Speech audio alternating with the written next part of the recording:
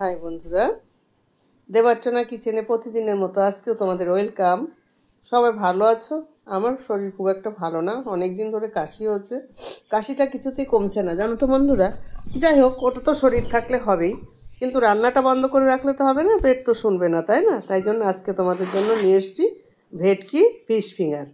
এবার ভেটকি মাছের ফিশ ফিঙ্গারটা কী করে করেছি দেখতে পাচ্ছ। ভেটকি মাছের ফিলে নিয়ে নিয়েছি, নিয়ে এবার এইটাকে আমি পিস পিস করে আঙুলের মতো করে কেটে দেখাবো সব। এখন এর মধ্যে দিয়ে দিয়েছি ধনেপাতা কুচি, লঙ্কা কুচি, পেঁয়াজ কুচি, আদা বাটা, আর দিয়ে দিচ্ছি কাঁচা লঙ্কা বাটা,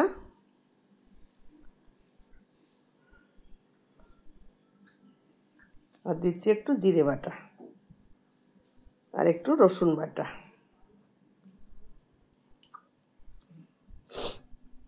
দিয়ে দিচ্ছি একটু গন্ধরাজ লেবুর রস, না থাকলে তোমরা পাতি লেবুর রস ব্যবহার করতে পারো বা কাগজি লেবু।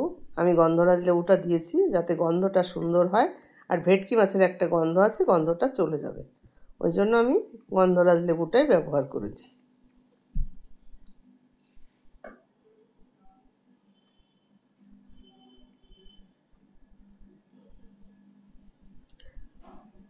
ভালো করে রসটা করে নিচ্ছি, তাহলে খেতে সুন্দর হবে।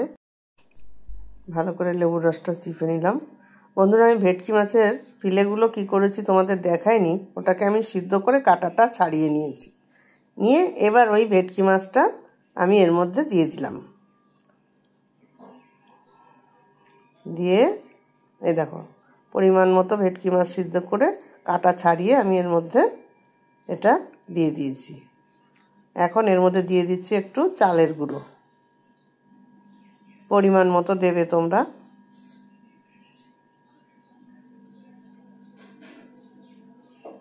চালের গুঁড়ো দিয়ে দিলাম, আর দিয়ে দিলাম একটু ময়দা। এটাও পরিমাণ, চালের গুঁড়োটা একটু বেশি দিয়েছি, ময়দাটা একটু কম দিয়েছি, তাহলে মুচমুচেটা বেশি হবে। আর দিয়ে দিচ্ছি গোলমরিচের গুঁড়ো।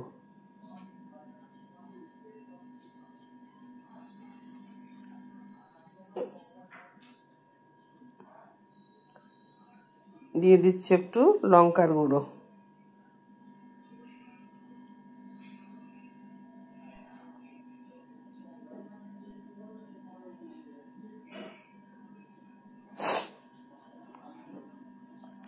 আর দিচ্ছি লবণ, এটা আমি পিঙ্ক সল্ট ব্যবহার করছি, তোমরা যেটা ইচ্ছা ব্যবহার করতেই পারো। আর এর সঙ্গে একটা ডিম আমি মিশিয়ে দেব।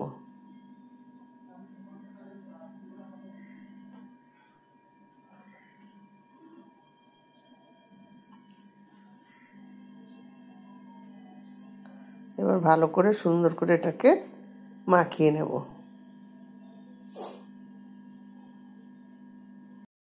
সুন্দর করে এটাকে মাখিয়ে নেব। মাখাটা যেন পাতলা না হয়, বেশ একটু ডোয়ের মতো তৈরি করতে হবে মাখাটা। দেখতেই পাচ্ছ আমি কেমনভাবে করছি, তোমরা ঠিক এইভাবে করে নেবে।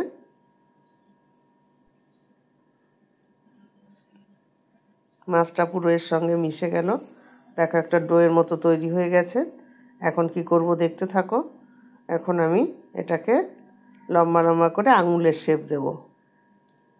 একটুখানি হাতে ময়দা মাখিয়ে নিয়েছি, তোমরা একটু তেলও মাখিয়ে নিতে পারো, কোনো অসুবিধা নেই, তাহলে হাতের থেকে ছেড়ে দেবে।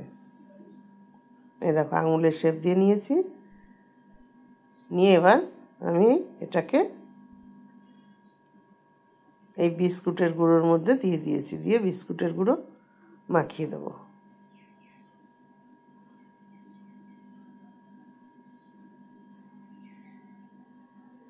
এক এক করে মাখাবো, আর এইভাবে রেখে দেবো সুন্দর করে। দেখতে পাচ্ছ কত সুন্দর দেখতে লাগছে। এখন আমি কড়াইতে তেল বসিয়ে দিয়েছি, তেলটা গরম হওয়া পর্যন্ত অপেক্ষা করতে হবে। আমার তেলটা গরম হয়ে এসছে, আস্তে আস্তে করে আমি একটা একটা করে ছেড়ে দেব।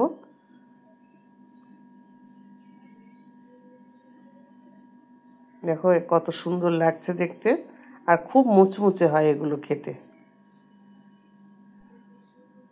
তোমরা দেওয়ার সময় খুব আস্তে দেবে যেন ভেঙে না যায়। তারপরে পিঠটা আসলে পরের পিঠটা উল্টে দেবে। এখন আমি গ্যাসের ফ্লেমটা রেখেছি মিডিয়াম টু লোতে রেখেছি, পুরো হাইতে দেওয়া যাবে না। এই দেখো কি সুন্দরভাবে উল্টানো যাচ্ছে, দেখতেই পাচ্ছ। একটু ভাঙছে না আমার।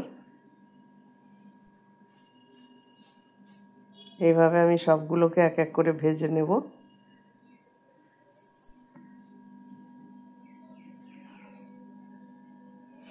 ভালো করে একটা গোল্ডেন কালার না আসা পর্যন্ত আমি ভাজবো। কালারটা কিন্তু অনেকটাই চলে এসেছে, দেখতেই পাচ্ছ। দেখো কত সুন্দর কালার আসছে। ব্যস্ত হলে হবে না বন্ধুরা, আস্তে আস্তে করে করতে হবে। যে কোনো জিনিস ব্যস্ত করলেই জিনিসটা নষ্ট হয়ে যাবে। এখানে ব্যস্তর কোনো কাজ না, আগুনের সঙ্গে আমাদের চলতে হবে। বাড়িয়ে দিলে জিনিসটা ওপরে লাল হয়ে যাবে, ভিতরে কাঁচা থেকে যাবে, সেটা তো ভালো লাগবে না খেতে, না? ওই জন্য ভাজার সময় অনেক ধৈর্য ধরে একটু টাইম দিয়ে আমাদেরকে এটা ভেজে নিতে হবে। তো দেখো প্রায় হয়ে আসছে।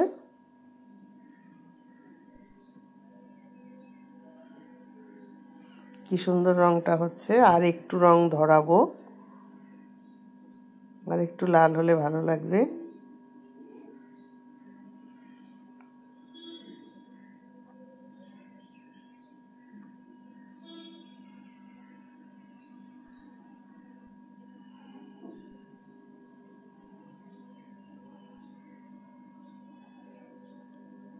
সুন্দর একটা রং এসে গেছে।